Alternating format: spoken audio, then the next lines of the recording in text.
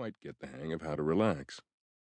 She was devoted to my father, both sentimentally and as what they used to call a helpmeet. He came first, the children second.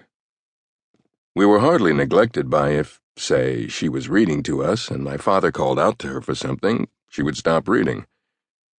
I had a younger sister, Constance, smart like me and chubby. When she was 12, she caught diphtheria and died 3 weeks later. This death virtually eradicated my mother's ability to laugh or smile for the rest of her life.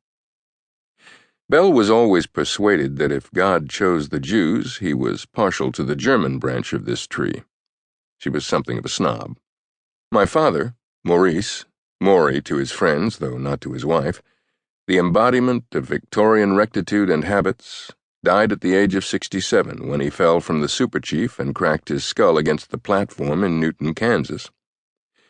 Maurice and his younger brother David ran Belcher's, founded by their father in the 1880s. This was a department store on Lower Fifth Avenue and 19th Street. Belcher's was the place women headed for whenever they needed curtains, cribs, napkins, kitchen gadgets, lamps, maids' uniforms, quilts, notions, cutlery, dinner plates. In other words, the list of items you couldn't purchase at Belcher's was extremely short.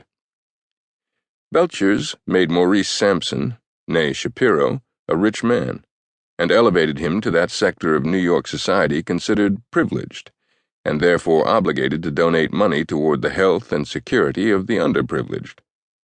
My father could afford to send me to private school and summer camp, to enable me to move about more or less freely in New York living rooms not generally welcoming to the Jewish community.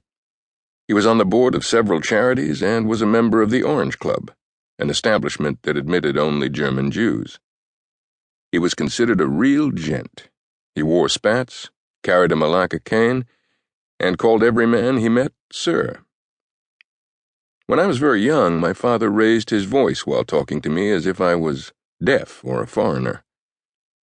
It was very annoying.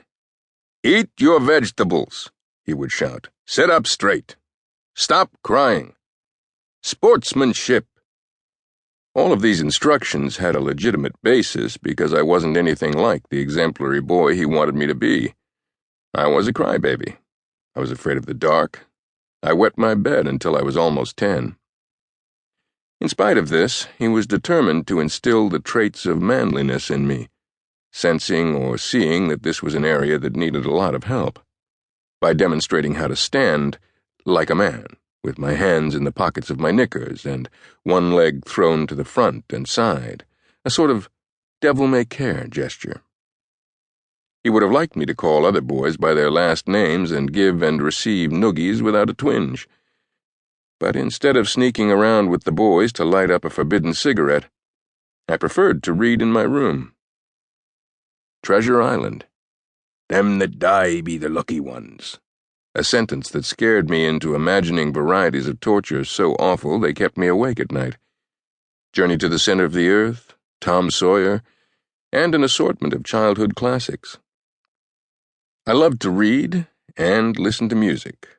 Mozart, Bach, Debussy, especially Mozart, who seemed to be singing directly into my inner ear, and to walk around the city by myself.